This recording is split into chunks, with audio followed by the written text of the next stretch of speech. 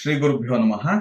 ಓಂ ವೇದವ್ಯಾಸಂ ಸ್ವಾತ್ಮರೂಪಂ ಸತ್ಯಸಂಧಂ ಪರಾಯಣಂ ಶಾಂತಂ ಜಿತೇಂದ್ರಿಯ ಕ್ರೋಧಂ ಸಶಿಷ್ಯಂ ಪ್ರಣಮಾಮ್ಯಹಂ. ಸರ್ವರಿಗೂ ನಮಸ್ಕಾರ. ಶ್ರೀ ಸ್ಕಾಂದ ಮಹಾಪುರಾಣದ ಕಥೆಗಳ ಸಾಲಿನಲ್ಲಿ 366ನೆಯ ಭಾಗ. ಬ್ರಹ್ಮ ವಿಷ್ಣು ಇಬ್ಬರೂ ಕೇಳಿದಂತೆ ಈಶ್ವರನು ಅವರಿಗೆ ತನ್ನನ್ನು ಅರ್ಚಿಸಬೇಕಾದ ಪ್ರಕಾರವನ್ನು ಹೇಳುತ್ತಾ, ನೀವಿಬ್ಬರೂ ನನ್ನನ್ನು ನಿಮಗೆ ಇಷ್ಟವಾದ ವಿಧಾನದಿಂದ ಪೂಜಿಸಿರಿ. ನಿಮಗೆ ಉಂಟಾದ ಅಹಂಕಾರದಿಂದ ಶಿವಸಂಹಿತೆಯು ಮರೆತು ಹೋಗಿರಬೇಕು ಬಹುಶಃ. ಈಗ ಅಹಂಕಾರರಹಿತರಾಗಿರುವುದರಿಂದ ಶಿವಸಂಹಿತೆಯು ನಿಮ್ಮ ಹೃದಯದಲ್ಲಿರುವಂತೆ ಅನುಗ್ರಹಿಸಿದ್ದೇನೆ. ನಿಮಗೆ ಹೃದಯದಲ್ಲಿ ಅದು ನೆಲೆಸಿರುವುದರ ಅನುಭವ ಆಗುತ್ತದೆ. ಹೀಗೆಂದು ಹೇಳಿ ಶಿವನು ಅಂತರ್ಧಾನನಾದನು. ಶಿವನು ಅಂತರ್ಧಾನನಾಗುತ್ತಲೇ ಅವನು ನಿಂತ ಸ್ಥಳದಲ್ಲಿ ಸುಂದರವೂ ರತ್ನಗಳಿಂದ ಕೂಡಿದ್ದ ಒಂದು ಶಿವಲಿಂಗವು ಉದ್ಭವವಾಯಿತು.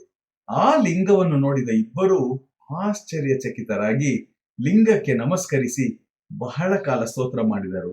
ನಂತರ ವಿಶ್ವಕರ್ಮನನ್ನು ಕರೆಸಿ ಅದ್ಭುತವಾದ ದೇವಾಲಯವನ್ನು ಅರುಣಾಚಲೇಶ್ವರನಿಗೆ ಕಟ್ಟಿಸಿ ಶಿವನ ಅಭಿಷೇಕಕ್ಕಾಗಿ ಸಕಲ ತೀರ್ಥಗಳನ್ನೊಳಗೊಂಡ ಸರೋವರ, ಬಿಲ್ವ, ಸಂಪಿಗೆ ಮುಂತಾದ ಶ್ರೇಷ್ಠ ಸಸ್ಯಗಳಿರುವ ಉದ್ಯಾನವನ, ಸುತ್ತಲೂ ಸುಂದರವಾದ ಭವನಗಳಿರುವ ಪಟ್ಟಣವನ್ನು ಸಹ ನಿರ್ಮಿಸಿದರು.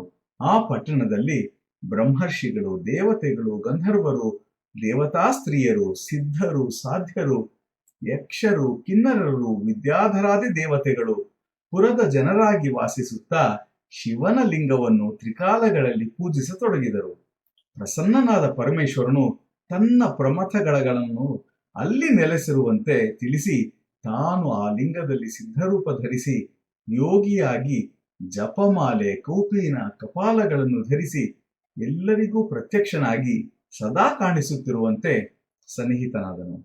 ವಿಷ್ಣು ಬ್ರಹ್ಮರು ಕೂಡ ಶೈವ ದೀಕ್ಷಾ ವಿಧಾನವನ್ನು ಅನುಸರಿಸಿ ಭಸ್ಮ, ರುದ್ರಾಕ್ಷಿ ಸರಗಳಿಂದ ಭೂಷಿತರಾಗಿ ಇಂದ್ರಿಯ ನಿಗ್ರಹದಿಂದ ಅರುಣಾಚಲೇಶ್ವರನನ್ನು ಭಕ್ತಿಯಿಂದ ಪೂಜಿಸಿ ತಾವೇ ಶಿವಪೂಜಾ ವಿಧಾನಗಳಿಗೆ ಉಪದೇಷ್ಟಗಳಾದ ಆಚಾರ್ಯರಾಗಿ ನಿಂತು ಆ ಪಟ್ಟಣದಲ್ಲಿದ್ದ ಸಮಸ್ತ ಜನರಿಗೂ ಬ್ರಹ್ಮ, ಕ್ಷತ್ರಿಯ, ವೈಶ್ಯ, ಶೂದ್ರಗಳೆಂಬ 4 ವರ್ಣದವರಿಗೆ ಅವರವರ ವರ್ಣಾನುಸಾರವಾಗಿ ದೀಕ್ಷೆಯೇ ಮೊದಲಾದ ಸಂಸ್ಕಾರ ಕಾರ್ಯಗಳನ್ನು ಮಾಡಿಸಿದರು. ಬಳಿಕ ಅವರೊಂದಿಗೆ ಶಿವನನ್ನು ಆರಾಧಿಸಿ ನಿರ್ಮಾಲ್ಯ ಪ್ರಸಾದವನ್ನು ಸ್ವೀಕರಿಸಿದರು.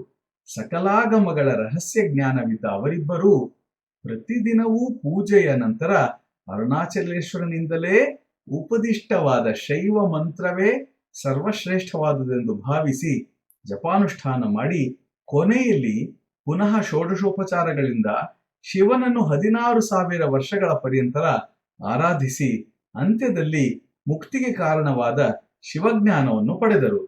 ಹೀಗೆಂದು ಮಾರ್ಕಂಡೇಯನಿಗೆ ಹೇಳಿದ ನಾರದರು ಶಿಲಾದನ ತಂದೆಯಿಂದ ಕೇಳಿದ ಪರಮ ರಹಸ್ಯವನ್ನು ನಿನಗೆ ಸಾಧ್ಯಂತವಾಗಿ ನಿರೂಪಿಸಿದ್ದೇನೆ ಹೀಗೆಂದು ಹೇಳಿದರು. ಬಂಧುಗಳೇ, ಇದರ ಮುಂದುವರಿದ ಭಾಗವನ್ನು ನಾಳೆ ಶ್ರವಣ ಮಾಡೋಣ. ಸರ್ವೇ ಜನ ಸುಖಿನೋ ಭವಂತು. ಜೈ ಶ್ರೀರಾಮ್.